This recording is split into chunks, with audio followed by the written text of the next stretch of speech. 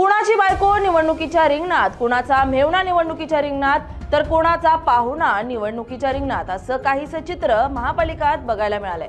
ते चित्र आता जिल्हा परिषद आणि पंचायत समितीच्या निवडणुकीत दिसतंय। मग साहेबांसाठी झटणाऱ्या निष्ठावंत कार्यकर्त्यांचं काय? त्यांनी कायम सतरंजाच उचलायच्या का? हा सवाल उपस्थित होतोय। याचा आढावा घेणारा हा रिपोर्ट पाहूया। नुकतीच राज्यातील 29 महानगरपालिका निवडणुकांची रणधुमाळी संपली आणि यानंतर लगेचच राज्यात जिल्हा परिषद आणि पंचायत समित्यांच्या निवडणुकांची रणधुमाळी सुरू झाली। महापालिकेप्रमाणेच या निवडणुकांसाठीही अनेक राजकीय नेत्यांनी आपली पुढची पिढी राजकारणात आणली आहे। या निवडणुकांमध्ये देखील घराणेशाही पाहायला मिळतीये। तिकडं सोलापूरच्या माळशिरसमध्ये मोहिते पाटलांसह राम सातपुतेंचीही घराणेशाही बघायला मिळाली आहे।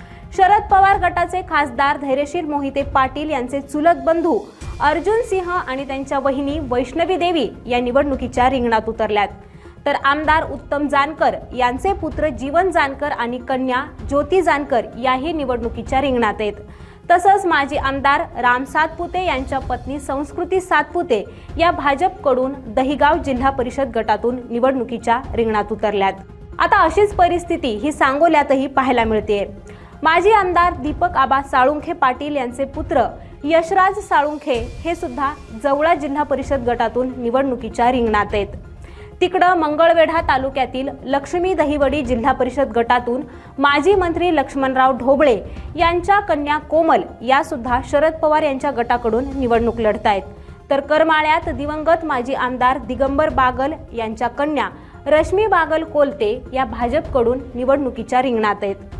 पंढरपुरात कल्याणराव काळे यांच्या वहिनी मोनिका समाधान काळे यांनी वाखरी जिल्हा परिषद गटातून उमेदवारी आपली दाखल केली आहे। माजी दिवंगत आमदार भारत भालके यांचे पुतणे व्यंकटराव भालके हे गोपाळपूर गटातून निवडणुकीच्या रिंगणात उतरलेत, तर मोहोळच्या कुरुल जिल्हा परिषद गटातून राष्ट्रवादीचे जिल्हा अध्यक्ष उमेश पाटील हे स्वतः उमेदवार आहेत। नरखेडा जिल्हा परिषद गटातून त्यांचे बंधू संतोष पाटील हे सुद्धा निवडणुकीच्या रिंगणात उतरलेत। आता हे झालं आमदारांचं। तिकडे इंदापुरात तर राज्याचे कृषी मंत्री दत्तात्रय भरणे यांनी पहिल्यांदाच आपले चिरंजीव श्रीराज भरणे यांना निवडणुकीच्या रिंगणात उतरवले।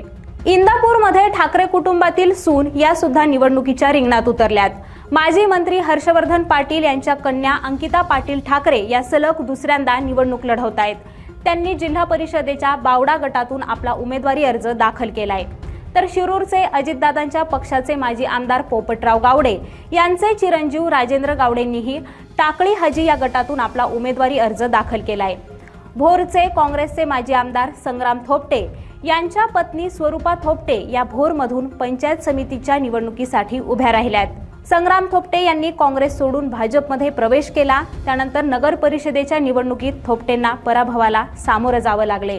आता या निवडणुकीत अजितदादांच्या राष्ट्रवादीचं कडवं आव्हान थोपटेंसमोर असणार आहे। तर तिकडे कोल्हापुरात इचलकरंजीमधील आवाडे घराण्याची राजकीय रणनीती ही पुन्हा चर्चेत आली आहे। आमदार राहुल आवाडे यांच्या मुलीपाठोपाठ पत्नी मोसमी आवाडेंनी देखील जिल्हा परिषद निवडणुकीसाठी दंड थोपटल्याने राजकीय वर्तुळात खळबळ उडाली आहे। आता ही यादी पाहिल्यावर यात कुठंच तुम्हाला सर्वसामान्य कार्यकर्ता दिसणार नाही। मग साहेबांच्या सभांचं आयोजन करणाऱ्या, रात्रंदिवस पायाला भिंगरी बांधून साहेबांचा प्रचार करणाऱ्या, साहेबांसाठी हाणामारी करणाऱ्या कार्यकर्त्यांचं काय? त्यांचं फक्त बिर्याणी आणि बाटलीवरच भागवून कार्यकर्त्यांचे लाडके साहेब मात्र आपल्या पुढच्या पिढीची पद्धतशीर सोय लावतायत, असंच काहीसं ही प्रत्येक निवडणूक सांगतेय। त्यामुळे कार्यकर्त्यांनी सुद्धा याचा अवश्य विचार करावा। Bureau report LS Marathi news.